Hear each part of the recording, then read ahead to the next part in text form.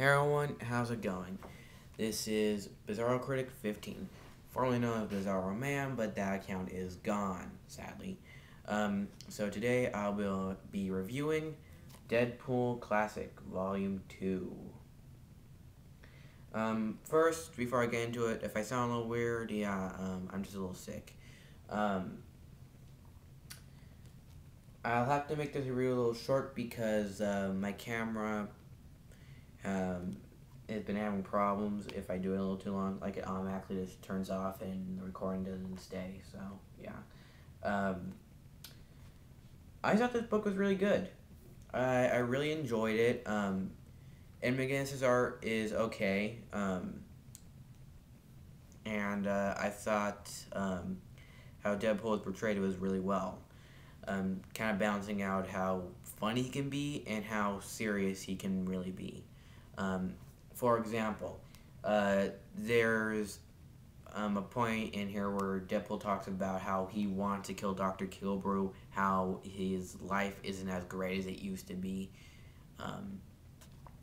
It's a really nice little part of the story, which I was kind of surprised they would put that in there. But this was the first time I actually got it. This is my first Deadpool book. This was when I started reading Deadpool.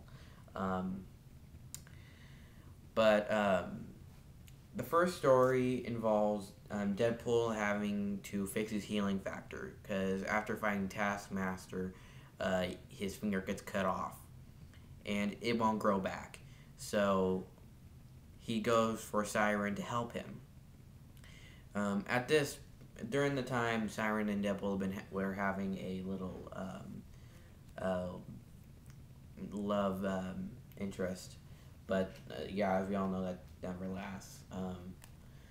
So they find Dr. Kilbrew, who gave Wade his healing factor, and apparently Hulk's blood can help fix it. Hulk and Deadpool fight because I don't know why Hulk acts like a complete jerk in here, which is kind of weird. Even Blum's Up dude who reviewed this, he talks about how Hulk kind of acts a little weird, and you don't really know when he started acting like this in the comics. I'm still looking for that too. But yeah. Deadpool gets the blood from Hulk after defeating him, and how he does it is he impales him on a pole or whatever it was. I think it was a traffic light or whatever. He gets the blood. Deadpool is healed, but now since Dr. Kilbrew has helped him, he is now thinking of killing Kilbrew. Okay, that sounded a little weird. Killing Kilbrew. Yeah, so, yeah. Siren convinces Wade not to do this. Like, that is wrong. That little speech. And then we get into that really interesting speech with Deadpool talking about how his life is, messed up. In the end, Deadpool and Siren are talking to each other, and we kind of have that little relationship thing, which we know will never last. Won't last now. We don't really know if they're ever going to bring that back again in the comics.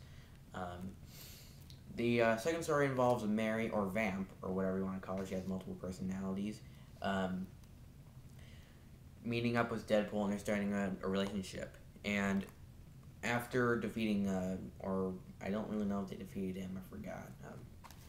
But yeah, after fighting T-Ray, Deadpool and Mary decide to go after Daredevil. Well, Mary decides to go after Daredevil. She goes on a killing spree. Deadpool and Daredevil decide to work together to stop her because, seriously, even Deadpool kind of thinks that it is kind of weird for her to do all this stuff.